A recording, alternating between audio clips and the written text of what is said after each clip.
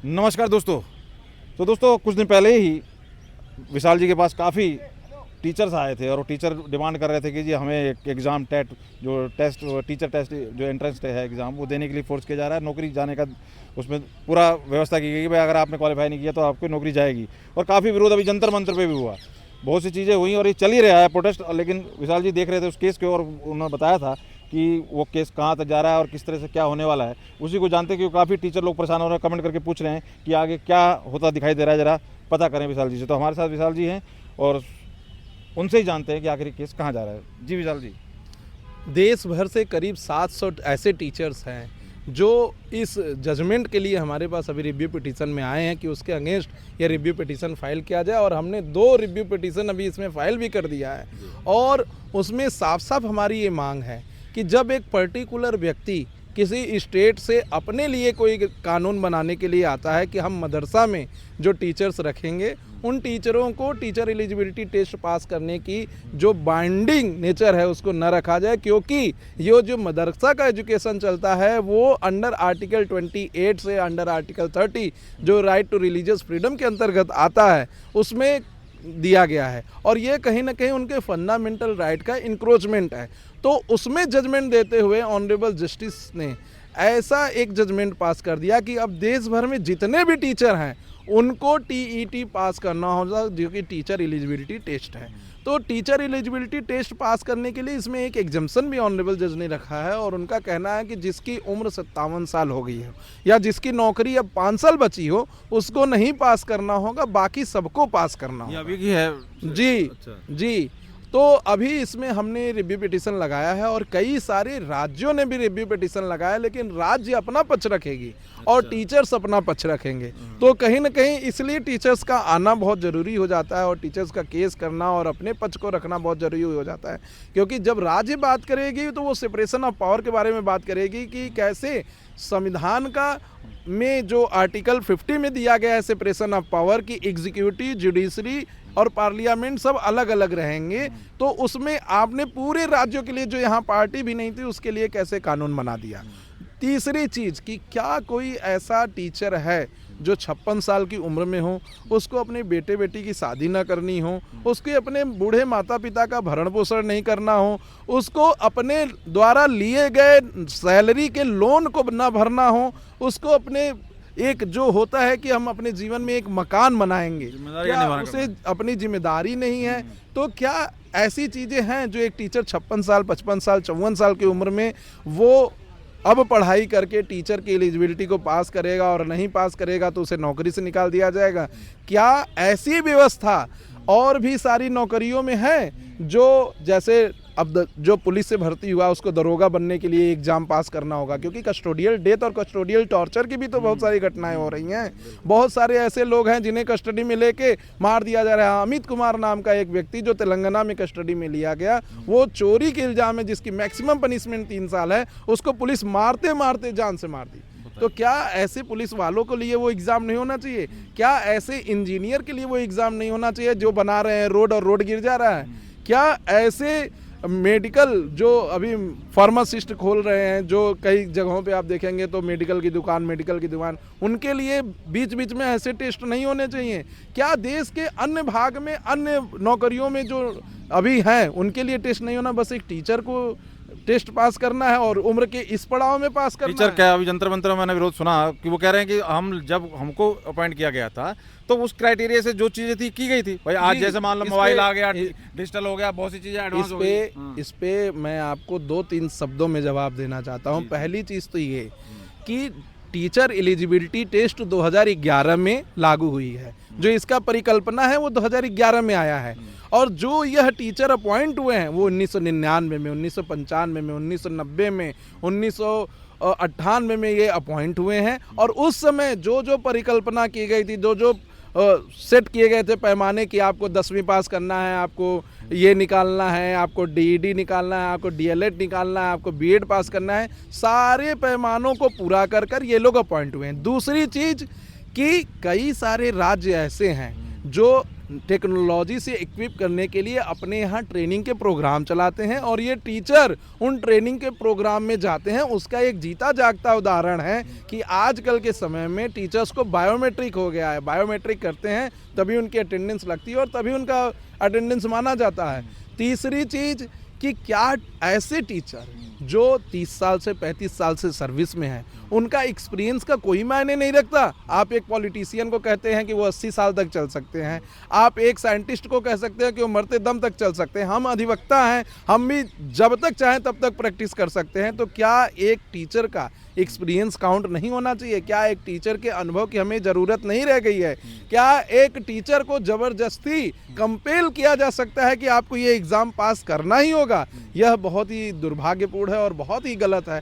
और मुझे लगता है कि जिस तरीके से आर्टिकल 21A का हवाला दिया गया है और यह कहा गया है कि राइट टू एजुकेशन में बच्चों को एजुकेशन प्राप्त करने की पूरी जिम्मेदारी कोर्ट की है और कोर्ट उसे अच्छे टीचरों को प्रोवाइड कराएगा, तो क्या एक अच्छे टीचर जो कि एक्सपीरियंस के साथ हैं उनके ऊपर भी कोई लायबिलिटी बनती है? क्या उनको भी कोई ऐसा आप प्रोग्राम लाइए जिससे कि उन टीचरों का कहीं उपयोग कर सकें? क्या क्यों ऐसे इतने साल के एक्सपीरियंस के, इतने साल के अनुभव को ख़त्म किया जा रहा है? क्या आगे चल के ऐसा हो जाएगा कि सारे जगहों पे एडहॉक टीचर आ जाएंगे और परमानेंट की पोस्ट ही ख़त्म हो जाएगी? तो ये बहुत ही संवेदनशील मामला है और इसमें अभी हमने 700 से ज़्यादा लोगों की रिव्यू पिटीशन फाइल किया और 3 रिव्यू तो हमने फाइल कर चुके हैं और मुझे लगता है करीब 20,000 लोग, 20,000 टीचर पूरे देश से अभी तक अपना रिव्यू पिटीशन फाइल करवा चुके हैं।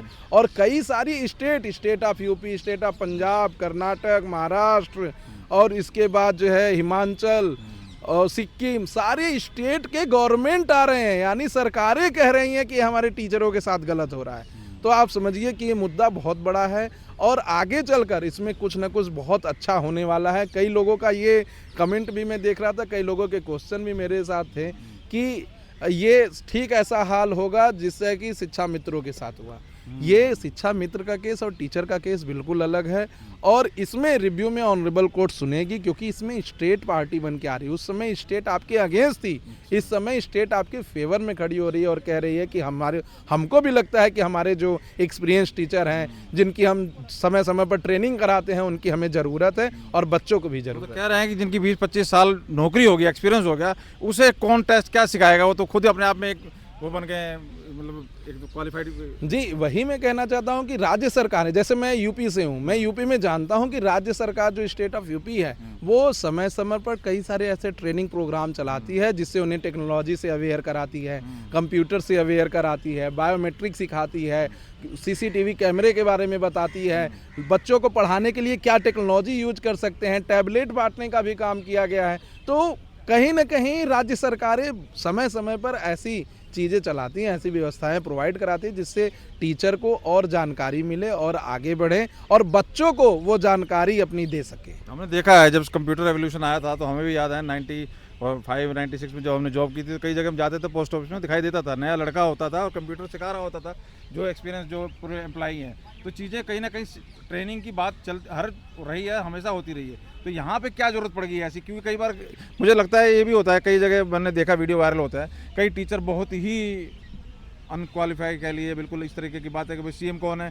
तो PM का नाम लेते हैं, इस तरह की बहुत नहीं, वो तो AI के जनरेटेड वीडियो हैं। कोई भी शिक्षक होगा तो वो CM PM का नाम बता देगा। एक्चुअली ऐसा है कि वो क्वेश्चन कुछ और पूछते हैं। अच्छा। और वो आपस में एडिटिंग करके ऐसा कर देते हैं, जैसे आप हमसे अभी क्वेश्चन पूछे कि CM कौन है और हमने बताया कि यूपी के CM अभी आदित्य योगीनाथ जी हैं और आपने फिर हमसे पूछा कि PM कौन है, तो हमने बताया कि आदरणीय प्रधानमंत्री श्री नरेंद्र मोदी जी हैं। अब आप CM वाले क्वेश्चन को PM वाले में मिला देंगे, फिर कहेंगे कि सुप्रीम कोर्ट के वकील को ये नहीं आता कि देश का प्रधान। काफी टीचरों की वीडियो देखिए वो तो हो रहा है, कोई कुछ ऐसे कर रहा है जो कई ऐसे टीचर हैं जिनको करंट अफेयर से नॉलेज नहीं है या चीज़ों को अभी नहीं जान रहे हैं, लेकिन मुझे लगता है कि सारे टीचर्स क्वालिफाई हैं। अगर ऐसे करेंगे तो आगे चल के MiG-21 खरीद रहे हैं तो कहेंगे कि नए पायलट को हम भरेंगे, आगे चल के नया नया कानून ला रहे हैं तो नए वकील को भरेंगे। ये तो गलत है ना।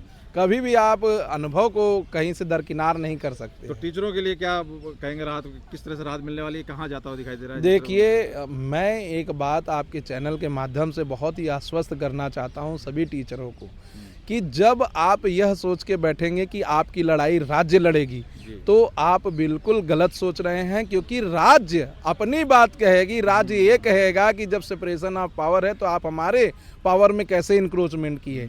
आपको अपनी लड़ाई खुद लड़नी पड़ेगी, खुद कोर्ट में आना पड़ेगा, खुद अपने एफिडेविट को, अपनी बातों को रखना पड़ेगा, खुद ये कहना पड़ेगा कि हमारा 20 साल का नौकरी हो गया, 25 साल का नौकरी हो गया, आज तक हमारे ऊपर एक भी कंप्लेन नहीं आया, आज तक हमारा पढ़ाया हुआ बच्चा कभी फेल नहीं हुआ, आज तक हमारा पढ़ाया हुआ बच्चा कहीं क्रिमिनल माफिया गुंडा नहीं बना, तो हमको आप क्यों निकाल रहे हैं। तो जब टीचर आकर अपनी ये बात कहेंगे तभी जाकर टीचरों के फेवर में कुछ अच्छा होगा, और अगर नहीं कहेंगे तो आप मान के लिखिए कि उनके फेवर में ये जजमेंट नहीं आएगा, उनके अगेंस्ट में आएगा, क्योंकि स्टेट जो आ रही है, स्टेट अपनी बात कहेगी। अगर जिस कोई भी राज्य आएगा तो वो राज्य सरकार की ना बात करेगा, टीचर्स की क्यों बात करेगा। वो तो ये कहेगा कि सरकार यह मानती है कि सुप्रीम कोर्ट ने उनके पावर में जो सेपरेशन ऑफ पावर है उसको इनक्रोच किया। ये थोड़ी कहेगा कि हमारे यहाँ जो टीचर हैं वो बहुत ही वेल क्वालिफाइड हैं, हमारे यहाँ जो टीचर हैं वो 25 साल के एक्सपीरियंस में हैं, या ये नियम हमारे राज्य में ना लगाइए, ये तो नहीं कहेगा, क्योंकि सुप्रीम कोर्ट का जजमेंट है। तो टीचरों को आगे आना चाहिए और आगे आकर इस जजमेंट के खिलाफ रिव्यू पिटीशन फाइल करवाना चाहिए। और कई सारे राज्यों से कई सारे टीचरों ने अभी तक रिव्यू पिटीशन फाइल करवा दिया है। जैसा कि मैंने बताया कि 700 से ज़्यादा लोग तो हमारे पास, और मेरे जानकारी में कम से कम 10 से 15 ऐसे एडवोकेट हैं जो टोटल मिला के 10 से 20 हज़ार टीचरों को रिप्रेजेंट कर रहे हैं। तो देखा जंतर मंतर में बैठे थे टीचर, यहाँ तो मतलब दिल्ली वाले अलग, सब स्टेट के अलग अलग जी, दिल्ली में तो ये खैर लागू ही नहीं होगा, क्योंकि मैंने देखा जंतर मंतर वीडियो आई थी जंतर मंतर, क्योंकि दिल्ली में तो दूसरा ही वो चलता है। टीचर नहीं, उसमें एमसीडी के लिए नहीं है, इसमें दिल्ली में नहीं, लेकिन और राज्यों में ये लागू होगा। और मुझे लगता है कि आने वाले समय में, अभी रिव्यू पिटीशन जो हम लोगों का लगने वाला है, तो आने वाले समय में जब ये और अच्छा होगा तो और लोग आएंगे। तो कुल मिला के सभी को अप्रोच करना चाहिए टीचरों को मिलकर, इसमें ये नहीं देखेगा कि वो करेगा ये करेगा, अपनी बात रखनी चाहिए। जैसे मेरे पास जो कई टीचर है जो राष्ट्रपति से सम्मानित है, कई टीचर है जिनको राज्य का पुरस्कार मिला है, कई टीचर ऐसे हैं जिन्हें जिले में पुरस्कृत किया गया है उनके अच्छे पढ़ाने की वजह से, उनके अच्छे कार्यकाल की वजह से। तो ऐसे टीचर जब तक आकर ये नहीं कहेंगे कि हमें राष्ट्रपति से सम्मान मिला, हमें प्रधानमंत्री ने सम्मानित किया है, हमको पद्म भूषण मिला है, पद्म विभूषण मिला है, अगर ये नहीं कहेंगे तो उनकी बात कौन सुनेगा, कौन रखेगा, कौन जानेगा। अगर उनको भी, जिनको पुरस्कृत किया जा रहा है अच्छे टीचिंग के लिए, उनको भी टीईटी वाले में निकाल दिया जाएगा तो कहीं ना कहीं उनके पुरस्कार का अपमान होगा। तो सबको अपनी बात रखनी चाहिए और अपना रिप्रेजेंटेशन खुद करना चाहिए। कोई भी संगठन जो टीचर एसोसिएशन है या फिर स्टेट गवर्नमेंट है वो उनकी बात नहीं रखेगी, उनको खुद आना चाहिए, खुद केस फाइल करना चाहिए और उसमें अपनी बात को रखवाना चाहिए। तो सभी टीचरों को के लिए जानकारी बहुत महत्वपूर्ण है। जैसे विशाल जी ने बताया, आपको खुद से आगे बढ़कर अपनी लड़ाई करनी पड़ेगी, क्योंकि स्टेट का मैटर पड़ रहा है, हर स्टेट का अलग अलग रवैया, और वो स्टेट के लिए ही फाइट करेंगे। तो इतनी जो भी अपडेट थी विशाल जी ने दी, आप कहाँ तक सहमत और आप क्या राय रखते हैं और क्या जानना चाहते हैं, जरूर कमेंट करके बताइए। हम फिर से आएंगे और जो भी इस पर अपडेट होगी आपको देंगे। बहुत बहुत धन्यवाद, thank you so much sir.